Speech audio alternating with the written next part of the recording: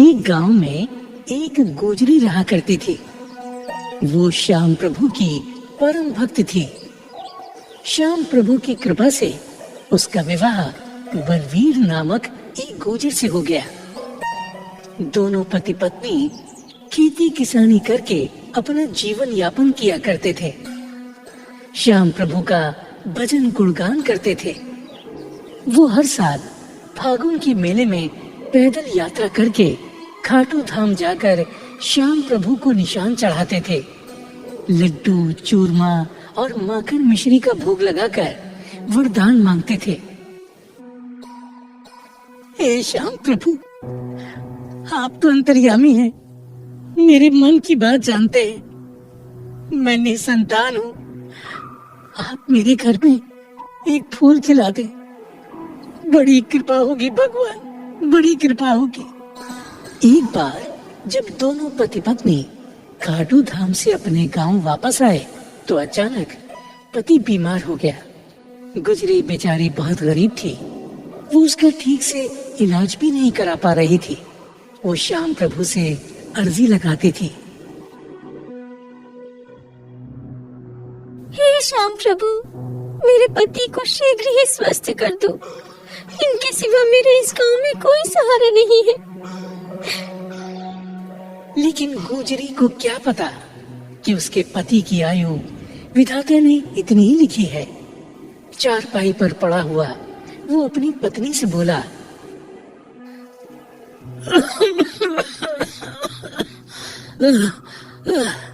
भाग्यवान, मुझे तो लगता है मेरा अंतिम समय आ गया है।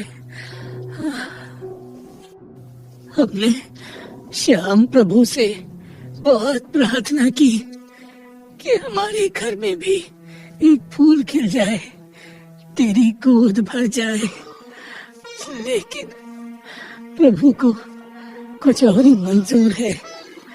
मुझे क्षमा कर दे, मैं तुझे इस दुनिया में अकेले छोड़कर जा रहा हूँ। नहीं, ऐसा मत कहो। देखो, तुम ठीक हो जाओगे। श्याम प्रभु तुम्हारी रक्षा करेंगे। हाँ, तुम बिल्कुल ठीक हो जाओगे। परंतु विधाता को वो मंजूर नहीं था। गुजर की मृत्यु हो जाती है। अब गुजरी अकेली रह जाती है। परंतु फागुन में श्याम प्रभु के दर्शन के लिए वो हर साल पैदल खाटू धाम जाती रही।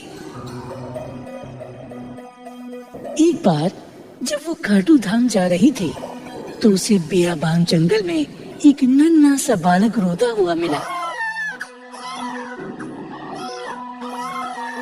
उसे देखकर गुजर ने चारों ओर देखा, पर बालक के पास उसे कोई नजर नहीं आया। गुजरी ने सोचा, ये मेरे श्याम प्रभु की ही इच्छा है। जो इतना सुंदर बच्चा मुझे मिला है, मैं इसका पालन पोषण करूंगी।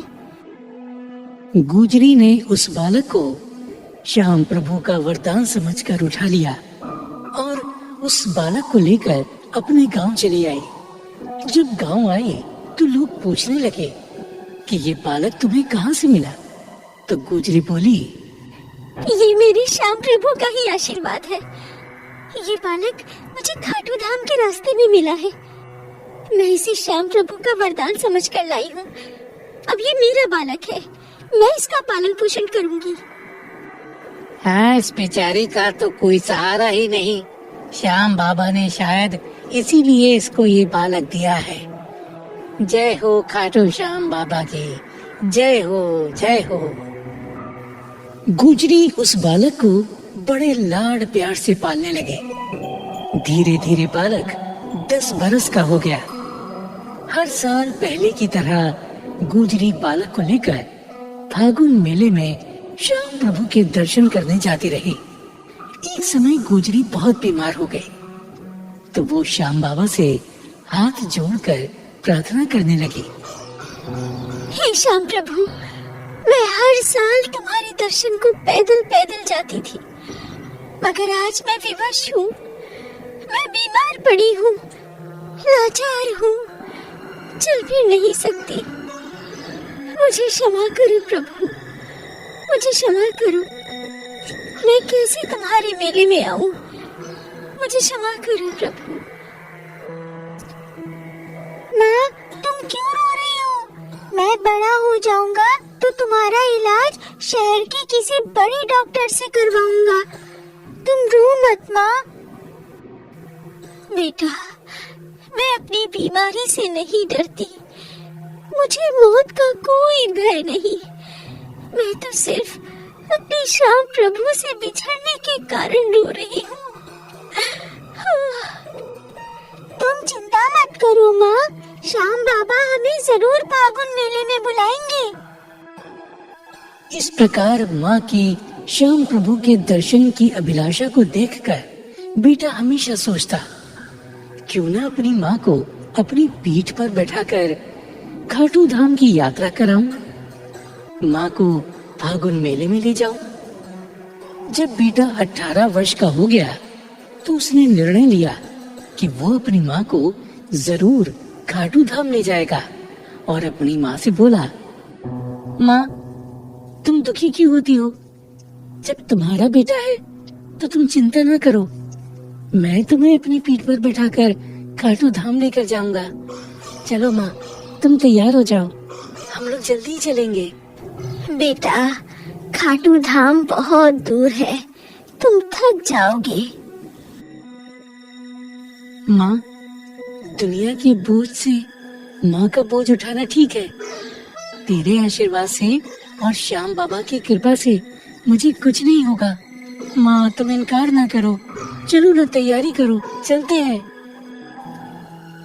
बेटे के आग्रह पर माँ तैयार हो जाती है। बेटे की पीठ पर माँ बैठ जाती है।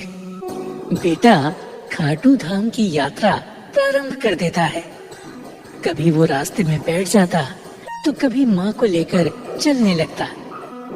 तभी श्याम प्रभु अपना चमत्कार दिखाते हैं।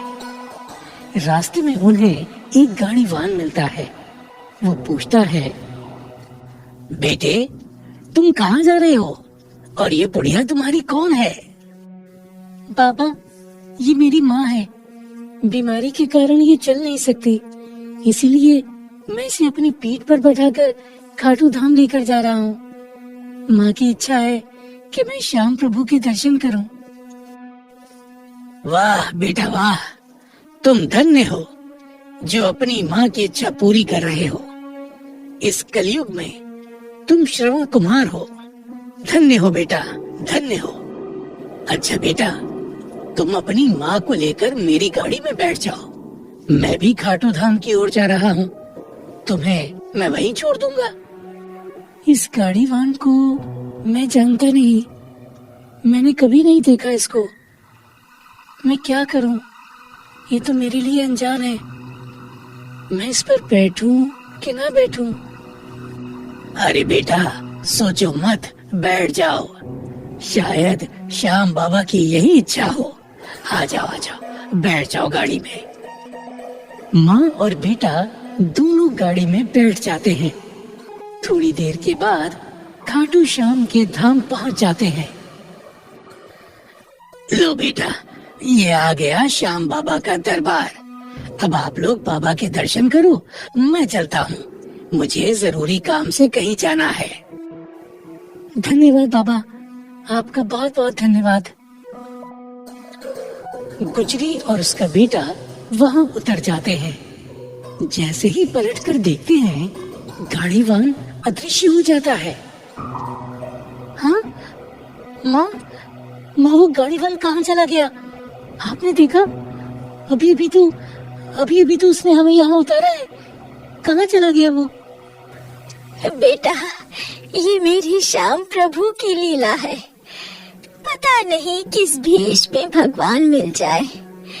चलो बेटा, अब देर ना करो, श्याम बाबा के दर्शन करें। धीरे धीरे रात होने लगी। माँ और बेटे मंदिर के पास ही सो गए। तभी श्याम प्रभु गोजरी के सपने में उसे दर्शन देते हैं और कहते हैं, हे देवी, तुमने कहा था कि आप मेरी सहायता क्यों नहीं करते। तो हे देवी सुनो, जब तुम्हारा बेटा तुम्हें मेरी यात्रा करा रहा था तब वो गाड़ी वाहन मैं ही तो था। तुम जैसे भक्तों की रक्षा मैं सदैव करता हूँ। भक्तों की पुकार सुनकर मैं कभी घोड़े पे सवार तो कभी गाड़ीवान बनकर उनकी सहायता करता हूँ। इसलिए देवी मैं भक्तों के साथ सदैव रहता हूँ। इतना कहकर श्याम प्रभु अदृश्य हो जाते हैं। अगली सुबह जब गुजरी नींद से जागी तो श्याम प्रभु के सम्मुख हाथ जोड़कर क्षमा मांगने लगी। हे प्रभु, मैंने जाने अनजाने में जो भी आपके लिए गलती की हो तो मुझे नादान अज्ञान समझकर क्षमा करें। हे श्याम प्रभु, यदि मुझसे प्रसन्न है तो मेरी ये विनती भी स्वीकार करें। हे नाथ, मैं आपसे कभी बिछड़ना नहीं चाहती, इसलिए मुझे हमेशा हमेशा के लिए अपने चरणों में ही स्थान दे दीजिए, ताकि सदा सदा आपके चरणों में ही वास करूं, मैं आपकी सेवा करूं, आपकी सेवा से कभी दूर ना रहूं। हे नाथ, मेरी दूसरी इच्छा है कि मेरा बेटा मेरे बाद अनाथ ना हो जाए।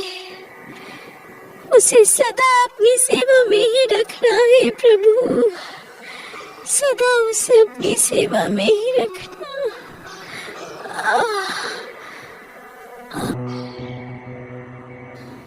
इस प्रकार गुजरी ने श्याम बाबा से अरदास की। गुजरी जैसे ही विनती करके मंदिर के आंगन में आई, उसे बड़ी जोर का चक्कर आया और वो वहीं गिर गई। माँ को देखकर बेटा घबरा गया। अरे माँ, माँ, माँ, माँ तुम्हें क्या हो गया? माँ, माँ आंखें खोलो, माँ, माँ आंखें खोलो, माँ क्या हो गया तुम्हें? माँ आंखें खोलो ना, माँ आंखें खोलो, माँ आंखें खोलो, माँ क्या हो गया तुम्हें?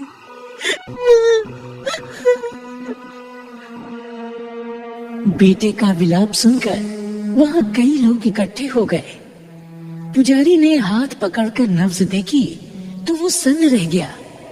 बोला, बेटा, अब तुम्हारी माँ इस दुनिया में नहीं। शायद श्याम प्रभु की यही इच्छा थी। परंतु पुजारी जी, अब मैं क्या करूं? मैं तो असहाय हो गया हूँ। मैं माँ का अंतिम संस्कार कैसे करूंगा? बताइए, कैसे करूंगा मैं? बच्चा, तुम चिंता मत करो, हम चिता की तैयारी करते हैं। हाँ, हम सब मिलकर तुम्हारी माता का अंतिम संस्कार कराएंगे। नहीं, इस देवी को अग्नि नहीं दी जाएगी। ये श्याम बाबा की भक्तिन है, इसे समाधि में ही स्थान दिया जाएगा। वहाँ उपस्थित सभी लोगों ने उसकी बात मान ली और खाटू धाम से कुछ ही दूरी पर उसकी माता की समाधि स्थल बना दिया गया। वो गुजरी सदा सदा के लिए अमर हो गई। वो आज भी श्याम बाबा की सेवा में लीन है। बाबा, बाबा मेरा अब कोई नहीं, आप तो हारे के सहारे हैं। बाबा, मुझे भी सहारा दो, ताकि आपके धाम पर ही रहकर मैं सदा आपकी सेवा करता रहूं, सदा आपकी सेवा करता रहूं बाबा। और इस प्रकार वो बालक जो अपनी माँ से बिछड़ गया था, वो श्याम प्रभु के वरदान से उस गुजरी को प्राप्त हुआ और खाटू श्याम का परम भक्त और श्याम बाबा का पुजारी बना। इससे यही प्रेरणा मिलती है कि श्याम प्रभु हारे के सहारे हैं। वो अपने भक्तों का हमेशा ध्यान रखते हैं। जय श्री खाटू श्याम की, जय हारे के सहारे की।